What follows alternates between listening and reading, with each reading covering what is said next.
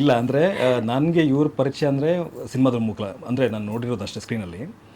ಈ ಪಾತ್ರಕ್ಕೆ ಇವರೇ ಬೇಕು ಅಂತ ಕೂತಾಗ ಇವ್ರು ಸಿಗದೇ ಇದ್ದಾಗ ಕೂಡ ನಾವು ಇಲ್ಲ ಇವ್ರು ಬೇಕು ಅಂತ ಕೂತಾಗ ನಂಗೆ ಪ್ರೊಡ್ಯೂಸರ್ ಕೇಳಿದ್ರು, ನಿಂಗೆ ಪರಿಚಯನ ಅವರು ನಿಮ್ಮ ಫ್ರೆಂಡ್ ಅಂದರೆ, ಇಲ್ಲ ನಂಗೆ ಪರಿಚಯ ಇಲ್ಲ ಅವರು, ಮತ್ತು ಯಾಕೆ ಅವರೇ ಬೇಕು, ಆ ಪಾತ್ರ ಡಿಮಾಂಡ್ ಇದೆ. ಅಂದರೆ ನಂಗೆ ಚೈತ್ರ ಅಂತ ಹೆಸರು ಬಂದ ತಕ್ಷಣ ಪರ್ಫಾರ್ಮರ್ ಇವರು, ಯಾವುದೇ ಪಾತ್ರ ಕೊಟ್ಟರು ಅದ್ಭುತವಾಗಿ ನಟನೆ ಮಾಡುವಂಥ ಒಬ್ಬ ಅದ್ಭುತ ನಟಿ ಅಂತಲೇ ತಲೆಗೆ ಬರೋದು ನಮಗೆ. ಸೊ ಆ ಕಾರಣಕ್ಕೋಸ್ಕರ ಅವರೇ ಬೇಕು ಅಂತ ನಾವು ಕೂತ್ಕೊಂಡಿದ್ದು.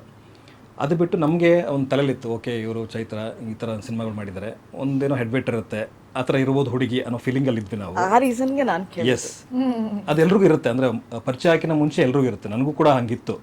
ಇವರು ಈ ಥರ ರಕ್ಷಿತ್ ಶೆಟ್ಟಿ ಅವ್ರ ಜೊತೆ ಮಾಡಿದ್ದಾರೆ, ರಾಜ್ಬಿ ಶೆಟ್ಟಿ ಜೊತೆ ಮಾಡಿದ್ದಾರೆ, ಈ ಥರ ಎಲ್ಲ ಬೇರೆ ಕಡೆ ಎಲ್ಲ ಹೋಗಿ ಬಂದಿದ್ದಾರೆ ಅಂದಾಗ ಅವ್ರಿಗೊಂದು ಇರುತ್ತೆ ಅನ್ನೋ ಫೀಲಿಂಗಲ್ಲಿ ನಾವು ಇದ್ವಿ.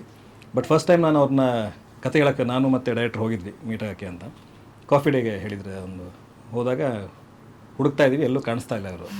ನಾನು ಶೆಟ್ರೆ ಹೀರೋಯಿನು ಲೇಟಾಗಿ ಬರ್ತಾರೆ, ಇಲ್ಲಿ ಬಂದಿಲ್ಲ ಅಂದರೆ ಅಲ್ಲಿ ಮೂಲೆಯಲ್ಲಿ ಕೂತ್ಕೊಂಡಿದ್ದಾರೆ ಇವರು, ನಮ್ಗೆ ಗೊತ್ತೇ ಆಗಿಲ್ಲ ಅದು. ಆಮೇಲೆ ಅಲ್ಲೇ ಇದ್ದಾರೆ ಅಂತ ಸರಿ ಅಂದ್ಕೊಂಡು ಹೋದ್ವಿ.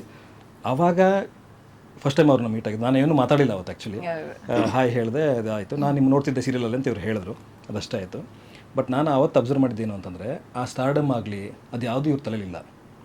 ಅಂದರೆ ಇವ್ರಿಗೆ ಒಳ್ಳೆ ಸಿನಿಮಾ ಕೊಡಬೇಕು, ನನ್ನ ಅದ್ಭುತ ನಟನೆ ಮಾಡಬೇಕು, ಆ ಪ್ರಾಸೆಸ್ನ ಎಂಜಾಯ್ ಮಾಡಬೇಕು.